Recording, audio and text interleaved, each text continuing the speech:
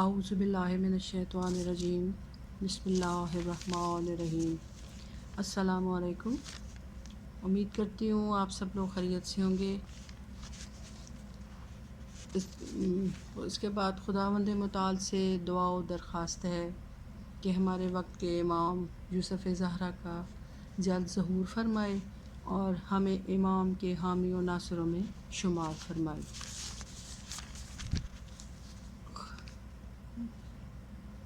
आपके सामने आज मैं थोड़ा सा जो एक अपना सबक है आप साथ शेयर करूँगी, सुनाऊँगी, जो कि रोज़े जुमा का दिन गुज़रा है और मार्फत इमाम ज़मा के बारे में थोड़ी सी मैं आपके साथ गुफ्तगू करूँगी। चूँकि ज़रूरी नहीं है कि हम कोई बड़ा ही काम करें, कहेंगे अब हमारे पास ऐसे वसाइल नहीं हैं कि हम अपने इमाम के लिए कुछ कर सकें, लेकिन मेरे ख़्याल में या अल्लाह और रसूल मासूमीन जो बरगज़ीदा हस्तियाँ गुज़री हैं यहाँ से इस दुनिया से फ़रोग़ दीन के लिए, फ़रोग़ इस्लाम के लिए अपना हिस्सा डालते रहे हैं, तो उसके लिए ज़रूरी नहीं है कि आपको बड़ा ही काम करें। आप जितना हिस्सा उसमें डाल सकते हैं, जो भी कदम उठा सकते हैं नेकी की तरफ, उसमें ये सोचना नहीं चाहिए कि वो बड़ा काम होगा तो करें, अब हम वक्त के इमाम के लिए क्या करें। तो उस सिलसिले में अगर आपस में हम गुफ्तगू करें इमाम के बारे में, तो वो भी हमारे इबादत में शुमार होगा। तो इसलिए आज मैं थोड़ा सा अपने वक्त के इमाम परवरदिगार की दी हुई तौफ़ीक़ात से जिसने मुझे इमाम ज़माना के मुतल्लिक़ बात करने की तौफ़ीक़ अता की है। मोमिनीन, असल पहले तो अल्लाह की इबादत है, और इबादत का मतलब ये है कि इंसान खुदा को याद करेगा, और याद करना, उसके लिए नेकी का काम करना, जो भी अमल खैर हो वो हमारा मकसद सिर्फ़ इबादत का खुदा के लिए है। तो आज मैं आपके सामने एक हदीस की रोशनी में ये बयान करूँगी कि आखिरत में इंसान से 3 सवाल होंगे। जब हम दुनिया से जाएंगे, इस दुनिया में जो कमाया है, जो किया है, जो कर रहे हैं, उसके बारे में हमें आखिरत में हमसे 3 सवाल, बुनियादी जो सवाल हैं हक़ूक़ुल इबाद में जिसमें वो आते हैं सारे, और खुदा की वादनीयत के बारे में आते हैं, वो सवाल किए जाएंगे। कि सवाल नंबर 1 है कि तुमने जो भी काम किया किसके लिए किया। नंबर 2, तुमने ये काम किस तरह सरअंजाम दिया। अब तीसरा सवाल जो होगा, तुमने ये काम कैसे अंजाम दिया। अब देखने में तो तीनों सवाल एक दूसरे से मिलते जुलते हैं, लेकिन उसका मतलब ये है कि जब हम ये कि तुमने, पहला सवाल ये हमसे किया जाएगा कि तुमने ये काम किसके लिए किया, तो अब हम आगे से यही कहेंगे। हम एक दूसरे से जब गुफ्तगू करते हैं तो यही कहते हैं कि हमने नमाज़ पढ़ी अल्लाह के लिए, रोज़ा रखा अल्लाह के लिए, सदका खैरात दी अल्लाह के लिए। लेकिन ये इसका मतलब नहीं है कहने को, तो जब दुनिया में कोई भी काम करते हैं, देखने में भले अच्छा हो, लेकिन हाँ, अगर हमारी नीयत ये होगी कि ये हम काम किसी की दुनियावी खुशनुदी के लिए, किसी बंदे को खुश करने के लिए, या हमें लोग देखेंगे, वो कहेंगे कि बहुत इबादत गुज़ार है, हमारे दिल में ये बात आ जाए कि मेरे इस नेक अमल को देख के लोग मुतासिर हों, तो वो क्या होगा, वो हमारा काम अल्लाह के लिए नहीं होगा, उसमें हमारी अपनी रज़ा शामिल हो जाएगी, हम लोगों को शामिल कर लेंगे। तो नंबर 2 जो सवाल है कि तुमने ये काम कैसे सरअंजाम दिया। अब वही बात है, अब यही बात उस पहले सवाल के साथ दूसरी सवाल का जवाब मिलता है। मसलन हमने किसी की मदद की, किसी की हाजत रवाई की, किसी पे एहसान किया, किसी के साथ हमने सिला रहमी की, تو ہم نے اپنے ماں باپ کے ساتھ کی، بہن بھائیوں کے ساتھ کی، کسی ناراض لوگوں کو راضی کیا کروایا، تو اگر ہمارے ذہنوں میں یہ مقصد ہوگا کہ ہم نے یہ کام خوشنودی خدا کے لیے کیا ہے، تو اس کا اجر عظیم ہے، اجر کثیر ہے، جس کا شمار نہیں کیا جا سکتا، جس کا اجر خدا دنیا میں بھی دیتا ہے اور آخرت میں بھی دیتا ہے۔ آخرت میں تو ڈبل کر کے وہ ہمیں واپس کرے گا، جو کام ہم یہاں دنیا میں کریں گے اس کے تو ہمیں ڈبل ملے گا وہاں سے، لیکن ہمارا دھیان اس طرف نہیں چاہتا، ہم کہتے بندے خوش ہو جائیں۔ اور دوسری بات یہ ہے کہ ہم اس بندے پہ جس پہ احسان کرتے ہیں اس کا جینا حرام کر دیتے ہیں، ذرا سی بات اس سے چھوٹ ہوئی کہ نہ ہوئی، یہ میری زندگی میں میں نے بھی دیکھا، آپ لوگوں کی زندگیوں میں بھی ہوگا، کچھ اس میں بھی شامل ہوں، آپ بھی شامل ہیں، کہیں نہ کہیں انسان کے ذہن میں یہ بات آ جاتی ہے کہ ہم نے اس کے ساتھ یہ نیکی کی، آج دیکھیں وہ ہمارے ساتھ کیا کر رہا ہے، وہ ہماری ہمیں آنکھیں دکھا رہا ہے، ہمیں ہماری بات نہیں سن رہا، ہمارے آگے بول رہا ہے، تو کیا ہے ہم نے اپنی اس نیکی کو ضائع کر دیا۔ کیونکہ معصومین فرماتے ہیں، قرآن میں اللہ تعالیٰ فرماتا ہے کہ اگر تم بندوں کو دیکھو گے تو نیکی نہیں کر پاؤ گے،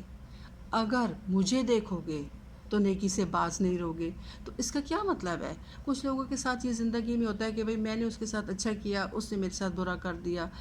کل میں نے اس کے کام آئی، آج اس نے مجھے یہ صلہ دیا، تو ہم نے کیا کیا؟ ہم نے اپنا وہ اندر کی جو نیت تھی اس کو ظاہر کیا۔ خدا فرما رہا ہے کہ اگر آپ اس کو نیکی، جیسے مثال عام لوگ ہم دیتے ہیں کہ نیکی کرو دریا میں ڈالو، تو اس کا کیا مطلب ہے کہ، اور دوسری طرف معصومین فرماتے ہیں کہ اگر آپ نے خلوص دل سے کسی کے ساتھ نیکی کی، اس کے کام آئے، اس کے لیے صلح کرائی، کسی کے ساتھ جھگڑا ہوا اس کو آپس میں ملایا، بہن بھائیوں میں ملایا، لیکن جواب میں وہ آپ کو ریٹرن میں آپ کو وہ سوائے بے وفائی کے کچھ نہیں دے رہا، تو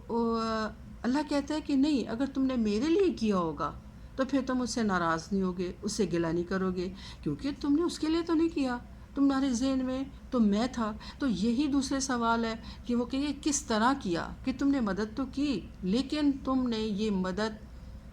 اپنے عاشق رسول کے لیے کی، اپناؤں سے ماتحت بنانے کے لیے کی، تو وہ تو پھر ہمارے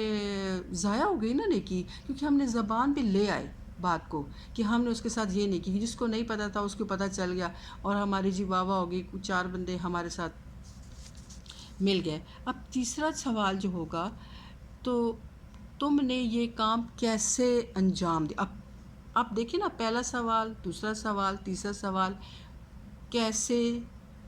کس کے لیے، کس طرح انجام دیا۔ اب یہ ہم اپنی زندگیوں میں ان تینوں سوالوں کے بارے میں غور کریں کہ ہم نے جو عبادت کی وہ کس کے لیے کی، کسی کو دکھانے کے لیے کی یا اپنا رتبہ بڑھانے کے لیے کی، لوگ ہمیں نمازی کہیں گے، لوگ ہمیں روزے دار کہیں گے۔ اب مثال ہے، ہم اچھا کام کرتے ہیں، روزہ کس کے لیے؟ اللہ کے لیے، لیکن آج کل موجودہ صورتحال میں صحت کے حوالے سے بھی وہ کہتے ہیں جی ڈائٹنگ کے لیے اچھا ہے روزہ، تو اب ہمارے ذہنوں میں کیا آ گیا، جس سے پورا سال کبھی کوئی کچھ نہیں کیا، کچھ یہ رمضان کے مہینے میں ہر بندہ روزے رکھتا ہے، اور وہ کیا ہے، وہ اگر آپ کے ذہن میں یہ ہوگا کہ روزے رکھنے سے میری صحت ٹھیک ہو جائے گی، تو آپ نے کیا کیا؟ خود غرضی کی، اپنے آپ کو اس میں شامل کر لیا۔ لیکن اگر آپ نے روزہ، آپ کی حالت خراب بھی ہے، اب میں نے بہت سے لوگوں کو ایسے دیکھا ہے کہ وہ ان کی چاہے جیسی بھی حالت ہو، وہ روزے کو نہیں چھوڑتے، ڈاکٹر بھی منع کرتے ہیں، وہ کہتے ہیں نہیں ہم نے رکھنا ہے۔ تو کیا ہے وہ، اس کا ایک لنک ہے اللہ کے ساتھ، وہ اس نے روزہ اللہ کے لیے رکھا ہے، نہ کہ اس نے اس لیے رکھا ہے کہ میری صحت ٹھیک ہو جائے گی، میری ڈائٹنگ ہو جائے گی، میرا وزن کم ہو جائے گا۔ تو ہم نے جب یہ سوچ لیا تو یہ ہماری دنیا داری کے لیے وہ روزہ ہو گیا، ہم نے رکھا بھی روزہ۔ تو اللہ کہہ رہے ہیں کہ، اور دوسری بات یہ قرآن میں خدا فرما رہا ہے کہ میں آپ کے دن کے برابر بھی اگر شر والی بات ہوئی یا خیر والی بات ہوئی تو بروز قیامت تم اس کو دیکھو گے۔ اب ہم کہیں گے کہ یہ تو ہم نے ایسے کیا تھا، یہ کون سی کتاب ہے کہ جس سے تو کوئی بات چھوڑی ہی نہیں۔ اور دوسری بات یہ ہے کہ جب ہم اس طرح سے، میں اس سلسلے میں آپ کیسے انجام دیا، جو میں تیسرا سوال ہے نا کیسے انجام دیا، اس کے لیے میں اپنے امام جعفر صادق علیہ السلام، اللہم صلی علی محمد و آل محمد وعجل فرج و آل محمد، مولا کے صحابی آپ کی خدمت میں حاضر ہوئے، سب نے آپ کے سامنے دو رکعت نماز پڑھی۔ جب وہ نماز انجام دے چکے، پڑھ چکے، تو امام نے ان سے مخاطب ہو کے کہا کہ واہ ہو انسان، تم نے 60 سال زندگی گزاری لیکن 2 رکعت نماز تم صحیح نہیں پڑھ سکے۔ تو کیا ہے، وہ تو امام کے ساتھ تھے، امام کو دیکھ رہے تھے، امام کے سامنے گفتگو کر رہے تھے، سن رہے تھے، دیکھ رہے تھے وہ کیا کرتے ہیں، لیکن ہم تو اپنے امام سے بہت دور ہیں، ہم ظاہری طور پہ دور ہیں، لیکن امام تو ہمیں دیکھ رہے ہیں نا کہ ہم جو بھی کام انجام دے رہے ہیں وہ اس میں کتنی اللہ کی رضا، کتنی اپنے وقت کے امام کے لیے ہم یہ انجام دے رہے ہیں کہ جس سے ہمارا وقت کا امام خوش ہو جائے۔ وقت کے امام کو خوش کرنے کے لیے ہم نے کیا کیا، ہم اس انتظار میں ہوتے ہیں امام آئیں گے تو ہم یہ کریں گے، امام آئیں گے تو وہ کریں گے۔ پہلے تو ہمیں اپنا رستہ ہموار کرنا چاہیے نا اپنے امام کے لیے۔ تو ابھی اس بات کرتے ہوئے مجھے ایک واقعہ عالم دین کا یاد آ گیا کہ وہ 20 سال سے، علی حمدانی کے کیا نام تھا ان کا بزرگ کا، وہ 20 سال تک کے لیے وہ حج پہ جاتے رہے۔ ان کی یہ خواہش تھی کہ کہتے ہیں کہ حج کے موقع پہ ہمارے وقت کا امام حج کے لیے جاتے ہیں، کرتے ہیں، وہاں ملاقات ہوتی ہے۔ تو 20 سال حج پہ جاتے رہے لیکن امام سے ملاقات نہیں ہوئی۔ 20 سال گزرنے کے بعد وہ اپنے وطن دیس گھر میں بیٹھے، کہتے ہیں کہ مایوس ہو گئے، ان کے دل اندر سے بجھ گیا کہ میرے امام سے میری ملاقات نہیں ہو سکتی۔ تو ابھی وہ سوچ ہی رہے تھے، ہمیں یہ سمجھ ہی نہیں آتی کہ ہم یہ کیوں نہیں سمجھ پاتے کہ وہ اتنے کریم ہے کہ ہمارا دل جب اداس ہوتا ہے، کوئی مایوسی ہمارے اندر آنے لگتی ہے تو وہ ایک دم سے ہماری امید کی کرن کو بحال کر دیتے ہیں۔ تو امام نے ایک اپنے بندے کو بھیجا کہ اس کو کہو کہ وہ اس سال حج پہ آئے، ہم اس سے ملاقات کریں گے۔ وہ حج کے لیے گئے تو امام نے،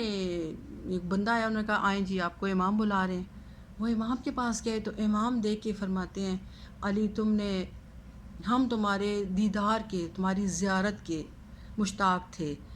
تو وہ کہتا ہے مولا میں تو آپ کے دیدار کے لیے، آپ سے ملاقات کے لیے انتظار میں تھا، تو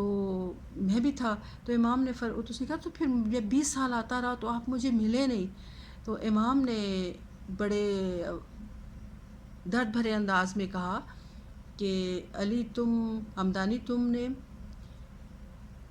میرے اور تمہاری ملاقات کے درمیان تمہارے اعمال تھے جن کی وجہ سے دوری ہوئی۔ تو آج ہم اپنے آپ پہ نظر کریں کہ ہم اپنے امام کے آنے کے لیے ہم کیا کر رہے ہیں، ہم نے امام کے لیے کتنا رستہ ہموار کیا، ہمارے اعمال کیا ہیں۔ ہم اپنے یہ نہ دیکھیں کہ کوئی کیا کہے گا، یہ وقت اب بہت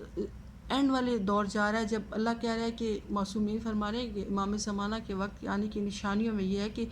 انسان چھاننی میں چھنا جائے گا۔ اب اس چھننے کا کیا مطلب ہے، اب جو حالات ہیں، مشکلات ہیں، ہمیں اپنی پڑی ہوئی ہے، جی ہم کیا کریں، ہمارے گھر ہیں، نوکریاں ہیں، ہمارے کاروبار ہیں، ہم فرصت ہی نہیں ہے ہمیں اپنے وقت کے امام کے لیے۔ ہم چند لمحے، ہفتے میں، مہینے میں ایک دفعہ تو اپنے وقت کے امام کے ساتھ گفتگو کریں۔ رات کو وقت کے امام کے ساتھ کوئی لمحہ، اور ضروری نہیں ہے کہ میرے اپنے حساب سے جو میری عقل شعور ہے یا جو میرے اندر ایک، سب کے ہوگا، ہر بندے نے اپنے اندر کا بیان کرنا ہے نا، کہ امام سے بات کرنے کے لیے کوئی وقت مقرر نہیں ہے۔ آپ رات کو کریں، آپ دن کو کریں، آپ صبح کریں، آپ کوئی پریشانی ہے امام سے توسل کریں، کیونکہ ہماری مدد تو امام فرماتے ہیں کہ جب میں تم سے ملتا ہوں، میں تمہیں دلاسا دیتا ہوں، میں تمہارے ماں باپ کی جگہ ہوں۔ جب تم غور کیا کرو، جب تم کسی مصیبت گھبراہٹ میں روتے روتے ایک دم سے چپ ہو جاتے ہو، وہ کون ہوتا ہے؟ میں تمہاری پیٹھ پہ ہاتھ رکھتا ہوں، میں تمہارے سر پہ ہاتھ رکھتا ہوں، میں دلاسا دیتا ہوں۔ تو یہ کتنی دفعہ میری اپنی زندگی میں بھی ہوا، اور لوگوں سے بھی سنا، کہ ایک سکون سا آ جاتا ہے، بندے کو تسلی ہو جاتی ہے کہ شاید کسی نے ہمیں ڈھارس دے دی ہے۔ تو اس کے لیے میں اپنی زندگی کا ایک تجربہ بھی بیان کرتی ہوں، میرے ساتھ بھی ایسے واقعات ہوئے ہیں اور لوگوں کے ساتھ بھی ہوتے ہیں۔ بتانے کا مقصد یہ ہے کہ اللہ بھی قرآن میں فرما رہا ہے کہ کچھ نیکیاں ایسی ہیں کہ جو چھپ کے کی جائیں، اور کچھ نیکیاں ایسی ہیں کہ جو بتا کے کی جائیں۔ اب یہاں پہ دو اعتراض ہوتے ہیں نا، ہر جگہ جہاں بھی میں سنتی ہوں یا میری کسی اور عالموں سے لیڈیز سے بات ہوتی ہے، خاران سے، میں ان سے یہ سوال کرتی ہوں کہ آپ قرآن میں کوئی ایسی بات نہیں ہے کہ جو اللہ نے ہمارے لیے کمی یا میں ایک رہ جائے، خلش رہ جائے کہ ہمیں اس کا جواب نہیں ملا۔ اب قرآن میں یہ بھی بات ہے کہ نیکی کرو، ایک ہاتھ سے کرو، دوسرے کو پتہ نہ چلے، چھپ کے کرو زیادہ بہتر ہے۔ لیکن اگلی بات میں ان سے کہتی تھی کہ آپ یہ ممبر سے کیوں نہیں کہتے کہ کچھ نیکیاں، اس پہ زور کم ہوتا ہے، اور بندے بھی اس پہ کم زور کہتے ہیں کہ نہیں وہ نیکی کی ہے تو اب وہ دکھاوا کر رہا ہے، یہ کرے۔ کچھ نیکیاں اللہ کہہ رہا ہے ایسی ہیں جو دکھا کے کی جائے۔ اب اس کا کیا مطلب ہے دکھا کے کیجئے؟ تاکہ دوسروں کو رغبت ہو، دوسروں کو شوق پیدا ہو۔ اب کسی کا دھیان اس طرف نہیں ہے تو ہمارے کرنے سے اس کو اگر یہ شوق دل میں پیدا ہوا ہے تو آپ وہ کرے گا تو اس کا اجر ثواب آپ کو بھی ہوگا، اور وہ ایک نیکی کے راستے پہ چل پڑے گا۔ ہم اسی کوشش میں رہتے ہیں کہ ہم کسی کو نیکی کی بات نہ کریں گے، وہ ناراض ہو جائے گا، ہم اسے یہ نہ کہیں ہمارے تعلقات خراب ہو جائیں گے، اپنی زبان سے اگر کوئی برائی بات سن رہے ہیں تو ہم اس کو ٹوکتے نہیں ہیں۔ اور حتیٰ کہ معصومین کا فرمان ہے کہ آپ کے بروز قیامت آپ کے ہاتھ، آپ کی آنکھیں، آپ کے کان، آپ کے ہاتھ، آپ کے وجود کا ہر حصہ بولے گا اور گواہی دے گا۔ جب ہم سے سوال کیا جائے گا کہ اللہ کا سوال کرے گا بروز قیامت، معصومین سامنا تو ہمیں کرنا ہے ان کے سامنے، جانا تو ہے، شفاعت تو انہوں نے کرنی ہے، اس میں کوئی دو رائے نہیں ہے، اور ہمارا ایمان ہونا چاہیے کہ وہ ہماری شفاعت کریں گے۔ لیکن معصوم فرماتے ہیں نا کہ ہمیں آپ کے برزخ کی فکر ہے، برزخ کا ہم نے حساب دے کے جانا ہے، چاہے ہم جتنی مرضی دفعہ کے حاجی ہوں، جتنی مرضی دفعہ کے زوار ہوں، اگر ہم نے حقوق العباد، سب سے قرآن میں سب سے زیادہ زور ہے حقوق العباد کا ہے، اگر وہ اس پہ ہم پورے نہیں اترے تو ہمیں تو برزخ میں، اب مثال کے طور پہ میں ایک بندے کی مجرم ہوں، میں پہلے اس دنیا سے چلی جاتی ہوں، اب میں اپنا ہی کہوں گی نا، دوسروں کو تو نہیں کہہ سکتی کہ وہ کہیں گے کہ خود کو میں چلی جاتی ہوں۔ اب میں کسی کی مجرم ہوں، اب دنیا میں وہ بندہ ہے، اب میں وہاں پہ سزا پہ لگی ہوئی ہوں، اب میرا باقی اعمال ٹھیک ہے، اللہ نے مجھے معاف کر دیا، اللہ نے معصومین کے صدقے میں، پاک زہرا کے صدقے میں مجھے معاف کر دیا، لیکن میں کہاں پہ اٹکی ہوئی ہوں؟ میں اٹکی ہوئی ہوں اپنے اس حقوق العباد میں، کہ میں نے اگر کسی کا دل دکھایا ہوا ہے، کسی کا مال کھایا ہوا ہے، کسی کی غیبت کی ہوئی ہے، کسی کے اوپر تہمت لگائی ہوئی ہے، کسی کے اوپر جھوٹ باندھا ہوا ہے، تہمت وہی ہوتا ہے، ہزار قسمیں ہوتی ہیں، میں نے اس کے پیٹھ پیچھے اس کو بدنام کیا ہے، اس کے خلاف بات کیا اپنی دشمن نکالنے کے لیے، میں تو پھنسی ہوئی ہوں۔ وہ بندہ آئے گا، اب اس کی مرضی ہے وہ مجھے معاف کرے یا میری اپنی نیکیاں بھی لے جائے۔ تو ہمیں یہ سوچنا چاہیے کہ ہمیں خسارے کا سودا نہیں کرنا۔ کسی نے کی ہے، منہ میں بات کر سکتے ہیں، جواب دے سکتے ہیں، کریں برائی آپ، ہاں یہ اللہ کا قرآن میں رسول کو فرمانا ہے کہ اے رسول، تم نے ان لوگوں کا ٹھیکہ نہیں لیا ہوا کہ ٹھیک ہے میرے پیغام پہنچا دو، آگے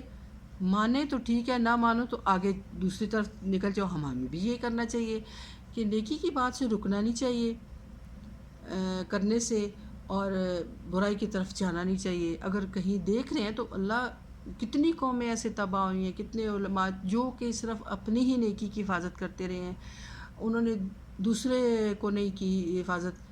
اللہ نے جب ایک قوم حضرت لوط علیہ السلام کی قوم یا کسی نبی کی قوم کو جب غرق کیا، بہت سے، کیونکہ 1,24,000 پیغمبر آئے ہیں، اور سب سوائے ہمارے آخری نبی حضرت محمد صلی اللہ علیہ وآلہ وسلم، اللہم صلی علی محمد و آل محمد، ان کے علاوہ سب نے اپنی قوموں کے لیے بد دعا کی۔ تو اللہ نے ایک قوم تو ایک اوپر چھت کے اوپر ایک برگزیدہ بندہ بیٹھا ہوا جو 24 گھنٹے اللہ کی عبادت کرتا رہا، تو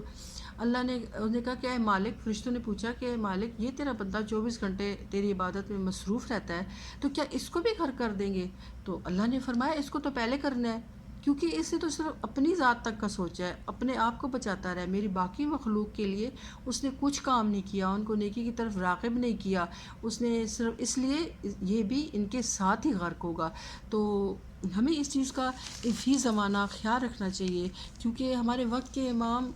ہم خود ہی اپنے لیے مسائل پیدا کر رہے ہیں، ایسے حالات پیدا کر رہے ہیں کہ مصیبتیں، پریشانیاں ہم سب کو گھیر رہی ہیں، اور ہمیں نہیں پتہ چل رہا کہ ہم کس طرف جا رہے ہیں اور کس طرف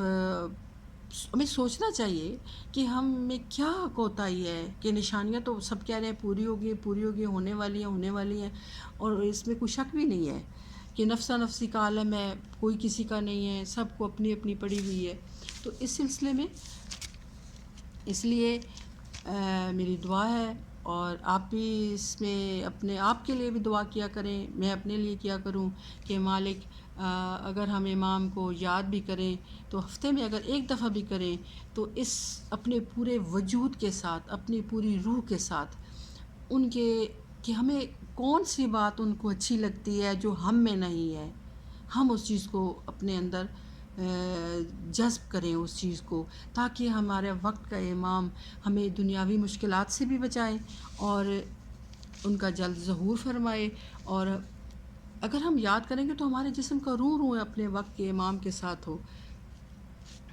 اس لیے میں آپ سے اب اجازت لوں گی، چونکہ میرا یہ ایک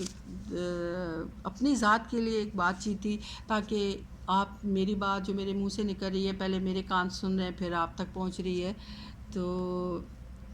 اس لیے ہمیں اگر چھوٹی بھی نیکی کرنے کی توفیق ہو، ہم اگر کسی کے ساتھ بھلائی کر رہے ہیں، کسی کے ساتھ صلہ رحمی کر رہے ہیں، ماں باپ، بہن بھائی، عزیز و اقارب، دوست احباب، حتیٰ کہ دشمن پہ بھی، اگر اللہ کہتا ہے نا کہ وہ کل جو تمہارا دشمن تھا آج اگر وہ مصیبت میں ہے تو اس کی پہلے مدد کرو، وہ ایسے ہو جائے گا تمہارا دایاں بازو بن جائے گا، کیونکہ مشکلات ایسی ہوتی ہیں کہ بڑے سے بڑے جری دشمن کو بھی وہ اس نیز پہ لا دیتی ہیں، اللہ اپنی طرف پلٹانے کے لیے یہ سارے حالات کرتا ہے، تاکہ بندے کسی کو کس طریقے سے وہ اپنی طرف لے کے آتا ہے، کسی کو کس طریقے سے لے آتا ہے۔ تو میری دعا ہے کہ پروردگار عالم ہم سب کو امام کے سچے منتظر، سچے عاشق، اور ان کی بات پہ کان دھرنے والے اور ان کے فرامین، کیونکہ امام کی غیبت جو پہلے تھی وہ سینہ بسینہ ہم تک پہنچتے آئی ہے نا، کہ امام سب کو کیا کیا حکم دیتے رہے ہیں، کیا کیا کرتے رہے ہیں، اور کس کس حالات میں وہ کیوں غائب ہوئے ہیں، ہم اس پہ غور نہیں کرتے وہ کیوں غائب ہوئے ہیں، کیوں کہ ہم جیسے ہی لوگ تھے جو ہمارے 11 اماموں کو انہوں نے جینے نہیں دیا، زندہ نہیں رہے، اور وہ دنیا سے شہادت کے درجے پہ فائز ہو گیا، اور وہ نیکی کرتے کرتے دنیا سے گئے ہیں نا، وہ ڈرے نہیں کسی جابر سے، کسی ظالم سے، کسی حق کی بات کے لیے، حق کی بات کے لیے۔ اس میں موت آتی، مرنا تو ہے، موت تو آنی ہے، لیکن ہمیں اس چیز کی رہسل کرنی چاہیے، اپنے اندر وہ عادات، وہ خیالات لانے چاہیے، اور ہمیں جو بھی مصیبت آئے اپنے وقت کے امام سے توسل کرنا چاہیے، کیوں کہ امام اس وقت بھی دکھی ہوتے ہیں کہ یہ کدھر جا رہے ہیں، یہ لوگوں کے پاس جا رہے ہیں، اوروں کے پاس جا رہے ہیں، مجھے پکار کے تو دیکھیں، میں ان کی ویسے بھی مدد کرتا ہوں، میں ویسے بھی اپنے مومنین کو بچاتا ہوں ہر جگہ سے، لیکن ڈائریکٹ یہ مجھ سے کیوں نہیں مانگتے؟ تو اللہ ہمارے ایمان اور عقیدے کی پختگی عطا فرمائے، اور ہمیں امام کے حامی و ناصروں میں شمار فرمائے، اور ان کے لیے راہ ہموار کرنے کی توفیق عطا فرمائے۔ تو مجھے امید ہے کہ میں نے اور آپ نے کچھ نہ کچھ امام کی ایک بات بھی، اگر ایک بات پہ بھی عمل کر لیں تو ہمارے لیے بہت بہتر ہوگی۔ تو اللہ آپ کو سلامت رکھے، اور آپ بھی دعا میں یاد رکھیں، اور یہ ہے کہ میرے چینل کو لائک بھی کیا کریں، شیئر بھی کیا کریں، تاکہ یہ بھی ایک بات ہے. اب میں نے جو باتیں کی ہیں وہ دنیا کی باتیں نہیں کی ہیں، میں نے اپنے وقت کے امام کی باتیں کی ہیں. تو اگر یہ میری بات آپ تک پہنچی، آپ سے کسی اور تک پہنچی، کسی اور سے تک پہنچی، تو یہ یاد دہانی ہوتی ہے. جیسے قرآن ہے، اس کو ہم پڑھنا چھوڑ دیں گے تو ہمیں عربی بھی بھول جائے گی. اور دوسری بات یہ ہے کہ ہم نے قرآن کو، میں یقین کامل کے ساتھ کہہ سکتی ہوں کہ 99 یا 98% لوگوں نے قرآن کو ترجمے کے ساتھ پڑھا ہی نہیں ہے، تفسیر کے ساتھ پڑھا ہی نہیں ہے. کیونکہ اگر ہم ترجمے اور تفسیر کے ساتھ پڑھتے تو اس میں تو ہمیں تو پھر گنجائش ہی نہیں بچتی ہمارے پاس کہ ہم اپنے خدا اور رسول اور آل بیت سے ہٹ جائیں. وجہ یہی ہے کہ ہم نے اس کو بس عربی کو پڑھا ہے، ثواب کے لیے پڑھا ہے، مرحومین کے لیے پڑھا ہے، اور رمضان میں پڑھا ہے کہ 4 قرآن ختم ہو گئے. اللہ کہہ رہے ہیں چاہے ہمیں ایک پورے رمضان میں ایک پارہ آپ پڑھیں، لیکن اس کو سمجھ کے پڑھیں، تفسیر کے ساتھ پڑھیں. سال میں بھلے آپ کا قرآن ختم ہو، سال میں ختم ہو، لیکن اس کو با ترجمہ پڑھیں، پھر اس کے ساتھ تفسیر تھوڑی سی پڑھیں، پھر کسی معصومین کی زندگی کو ساتھ لے کے آئیں. اور میرے خیال سے تو ہمارے پاس ان ہستیوں کے بہترین طرز جو زندگی ہے اسے اپنے آپ کو اس میں ڈھالیں، تو مجھے یقین ہے کہ امام وقت ہم پہ نگاہ کرم کریں گے. تو دعاؤں کے ساتھ آپ کو اس گفتگو سے اب میں بریک لیتی ہوں. اور چونکہ میں نے وعدہ کیا تھا کہ میں آپ کو طب معصومین سے، کیونکہ میں قرآن و آل بیت کے ساتھ ہی کوشش میری ہوتی ہے کہ میں انہی کے ساتھ ان کے ساتھ تمسک رہ کے توسل کر کے آپ کے ساتھ جو بھی بات کروں، جو بھی چیز بتاؤں، تو ان سے تو اس کے لیے میں آپ کو بتاتی ہوں کہ سب سے پہلے بالوں کے لیے آج جو میں ریمیڈی آپ کو بتاؤں گی ہربل، وہ بالوں کے لیے ہے جن کے بال بہت گرتے ہیں، روکھے روکھے بال ہیں، بڑھ نہیں رہے. ان کے لیے آپ نے ایسے کرنا ہے کہ یا تو آپ میری ویڈیو کو لکھ لیں، یا تو بھی لکھ لیں. جب میری ویڈیو آپ دیکھیں گے تو اس کے لیے آپ نے ایسے کرنا ہے اپنے بالوں کے لیے، ہر قسم کے بالوں کے لیے. کوئی بھی سکن ہے، بعض لوگوں کی ساتھ سکن ہوتی ہے بالوں کی، لیکن یہ ایسے تیل میں آپ کو تیل بنانا بتاؤں گی کہ آپ نے کون سے تیل لے کے ان کو مکس کر کے پھر آپ نے اپنے سر کو پہ لگانا ہے. بچوں کو بھی لگا سکتے ہیں آپ، بڑوں بھی لگا سکتے ہیں. اس کے لیے آپ نے لینا ہے روغن ناریل کا تیل، آپ نے 20 گرام لینا ہے. نمبر 2 پہ ہے روغن بادام، وہ بھی آپ نے 20 گرام لینا ہے. روغن زیتون، وہ بھی آپ نے 20 گرام لینا ہے. روغن کدو، اس کو بھی آپ نے 20 گرام لینا ہے. روغن کسٹرائل جو ہوتا ہے وہ آپ نے لینا ہے، وہ بھی 20 گرام. اور روغن برہم بوٹی ہے، ایک برہم بوٹی ہے، اس کا بھی تیل نکلتا ہے، وہ بھی آپ نے لینا ہے 20 گرام. اب آپ نے ان سب کو مکس کر لینا ہے ایک شیشے کی بوتل میں. اس کو مکس کر کے آپ نے رکھ لینا ہے، ایک آدھ دن رکھیں تاکہ وہ آپس میں تیل جو ہیں وہ مکس ہو جائیں. اس کے بعد آپ نے کم از کم جب آپ تیل لگائیں تو کم از کم وہ آپ کے سر پہ 3 یا 4 گھنٹے رہنا چاہیے. اس کے بعد آپ جو بھی شیمپو استعمال کرتی ہیں آپ اس سے آپ دھو لیں، تو چند ہی دنوں میں آپ کو فرق پتہ چل جائے گا کہ یہ ہمارے بالوں کی گروتھ ہو رہی ہے، ہمارے بال ہیلدی ہو رہے ہیں، آپ کی شخصیت پہ ایک نکھار سا آئے گا، ذہن بھی آپ کا ساتھ تقویت پکڑے گا. ان تیلوں کا صرف بالوں کے ساتھ نہیں ہے، آپ کے سر کے ساتھ بھی، سکن کے ساتھ بھی ہے. یہ آپ نے ایک تیل بنانا ہے. ایک تیل میں اور آپ کو بتاؤں گی، 2 تیل آج میں بتاتی ہوں آپ کو، آپ نے بنانے ہیں. آپ نے اس کے لیے ایسے کرنا ہے کہ آپ نے لے لینا ہے روغن ناریل کا تیل آپ نے لینا ہے. میں اب بتا رہی ہوں ایک آدھا پاؤ تیل کی ریسپی ہے، آپ اس کو بڑھانا چاہیں تو اسی چیز کو آپ آگے بھی کر سکتے ہیں. آدھا پاؤ آپ نے تیل لینا ہے، 2 چٹانک. اس میں آپ نے آملہ پاؤڈر اور برہم بوٹی اس کا پاؤڈر وہ چائے آپ ثابت لے کے اس کو وہ گھر میں پیس لیں، کیونکہ بازار میں جو پاؤڈر ملتے ہیں ان میں کچھ نہ کچھ ملاوٹ ہوتی ہے۔ اگر اچھے پنسار والے ہیں، آپ کو نزدیک جاننے والے ہیں کوئی، تو ہو سکتا ہے اچھا بھی ملے، لیکن بہتر یہی ہے کہ آپ ثابت لے کے اس کو خود پاؤڈر بنوا لیں، وہیں دکان والوں سے بنوا لیں۔ تو آپ نے اگر یہ دونوں جڑی بوٹیاں جو ہیں، آملہ جو ہے وہ بھی اگر آپ نے لینا ہے، تو اگر ایک چھٹانک لے رہی ہیں تو برہم بوٹی بھی ایک چھٹانک لیں۔ اگر دو چھٹانک لے رہی ہیں ایک چیز، دونوں ہم وزن ہوں۔ اب آپ نے ایسے کرنا ہے، تیل آپ نے ایک فری پین لینا ہے، اس کو آپ نے توے پہ چولہے پہ رکھ کے یا توے پہ رکھ لیں، کیونکہ اس کو زیادہ ہیٹ نہیں ہونی چاہیے۔ اس کو گرم کریں بغیر کچھ ڈالے۔ جب وہ دیکھیں کہ آپ اس کو ہاتھ نہیں لگا سکتی، وہ گرم ہو گیا ہے، چولہا بند کر دیں۔ نیچے اتار کے وہ جو آپ نے ناریل کا تیل لیا ہے آدھا پاؤ، آپ نے وہ اس میں ڈال دینا ہے۔ اب جو آملہ پاؤڈر اور برہم بوٹی پاؤڈر ہے، آپ نے شیشے کی بوتل میں 1 چمچ آملہ پاؤڈر، 1 چمچ برہم بوٹی پاؤڈر پہلے ڈالنا ہے بوتل میں۔ اس کے اوپر آپ نے وہ تیل ڈال دینا ہے۔ جب آپ تیل ڈالیں گی تو آپ نے ڈھکن بند کر دینا ہے۔ بہت گرم نہیں کرنا اس کو، بس اتنا ہو کہ نیم نیم وہ گرم۔ آپ نے پھر اس بوتل کو 3 دن کے لیے بند کر کے رکھ دینا ہے، اس کو کھولنا نہیں ہے 3 دن تک، اندھیرے میں رکھ دینا ہے آپ نے 3 دن تک۔ 3 دن کے بعد آپ نے اس کو کھول کے وہ جو اوپر آئل ہوگا، تیل ہوگا، اس کو آپ نے استعمال کرنا ہے،